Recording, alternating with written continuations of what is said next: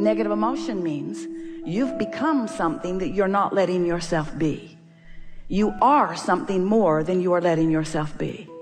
And we know for sure about Esther, when that happens to her, she can hardly stand to be separated from who she is.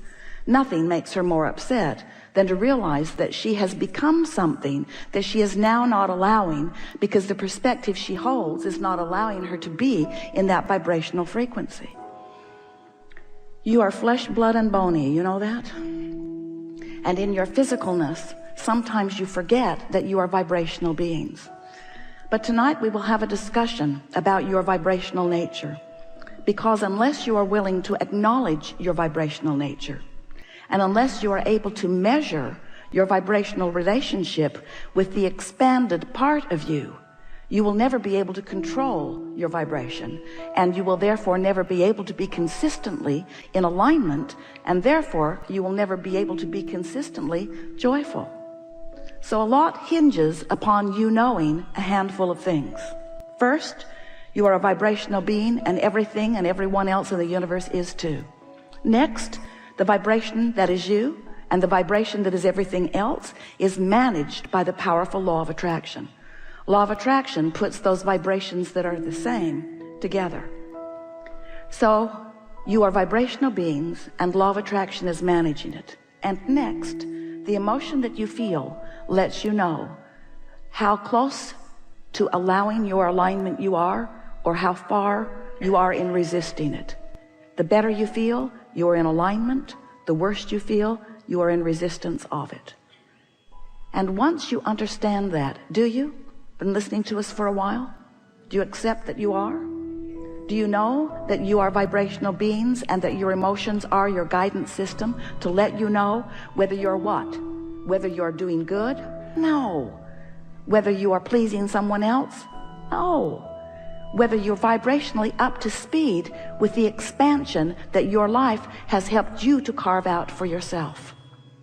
So when you let your alignment with who you are be of primary importance, and when you care about how you feel, so that you guide your thoughts incrementally, bit by bit, what you begin to notice is you become accustomed to that high frequency, and when you dip out of it, you really, really know it.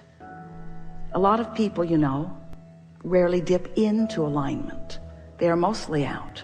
Sometimes they stumble in. Sometimes they find their way there through appreciation, through making lists of positive aspects, through meditation, through listening to music.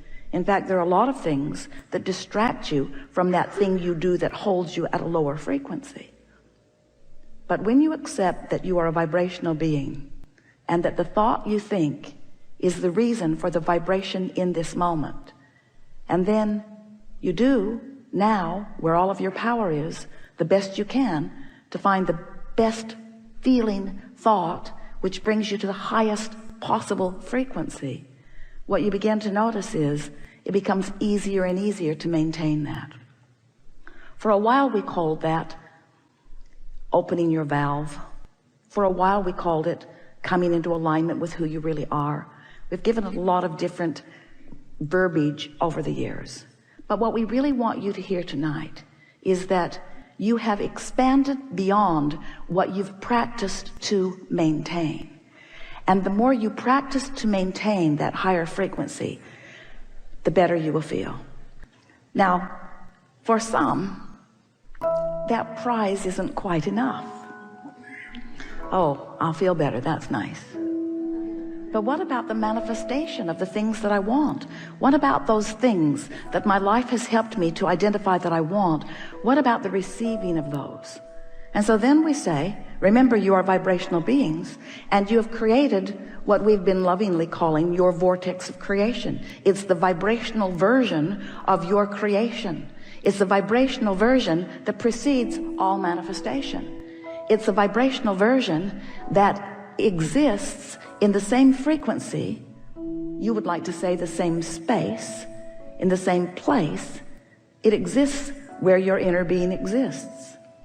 Now for some, this sounds a little bit like a fairy tale, because this vibrational reality is not something I can see. I can't see it or hear it or smell it or taste it or touch it. I can't spend it yet. I can't sleep with it. In other words, it's not exactly what I had in mind when you said, Abraham, that I am the creator of my own reality. I would like a reality that is more tangible.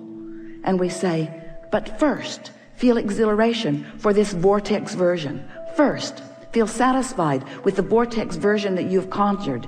And next, do your best to maintain a frequency that is up to speed with this vortex version. So if you've been listening to us for a while, we've been saying to you that you create your own reality in what we like to acknowledge as a 3-step process. The first step is you must ask, and that's easy because you're asking at all levels of your being all day, every day.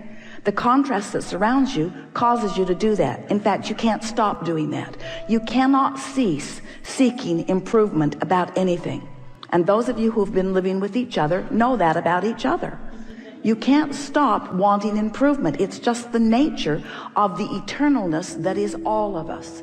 So your life keeps causing you to do step 1. You don't have to work hard at it at all. Life extracts it from you. You keep asking.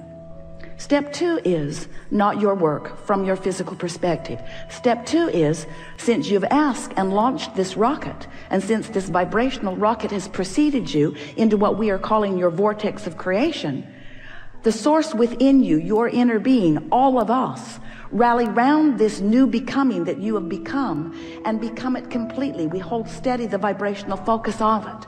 We hold the vision of your request. In fact, you can't even hold steady the vision of your request because you've been launching those rockets incrementally for such a very long time. Even before you came into this physical body, you were launching those rockets, you see.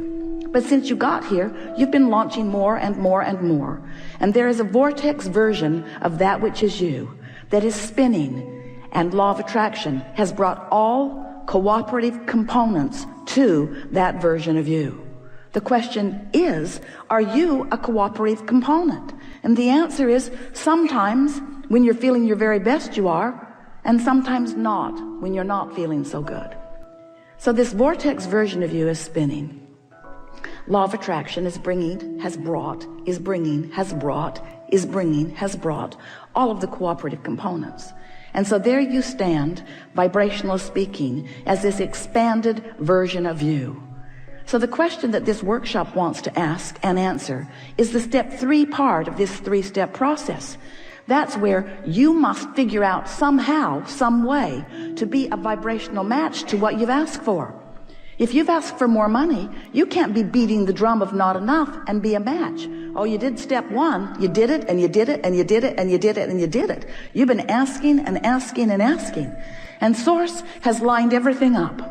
More magnificent rendezvous orchestrated on your behalf than we would have time in all of the rest of the days of your life to articulate. So much has been done on your behalf in lining up the circumstances and events that will produce the manifestation that you seek. But your work is to find some way to be a vibrational match to what you're asking for. And here's the tricky part. You got to believe it before you see it. You got to practice the frequency of your desire before it can flow into your experience. And that's what we are referring to as the preparation of your vibrational grid. Your vibrational grid, you know, like the grid that is like the frame of a house. It is the grid that will be filled in with the details later. You have a vibrational grid that equals your point of attraction, and you are standing in the middle of that grid all day, every day. And what is coming to you in every single case is a vibrational match, a perfect vibrational match, a perfect vibrational match.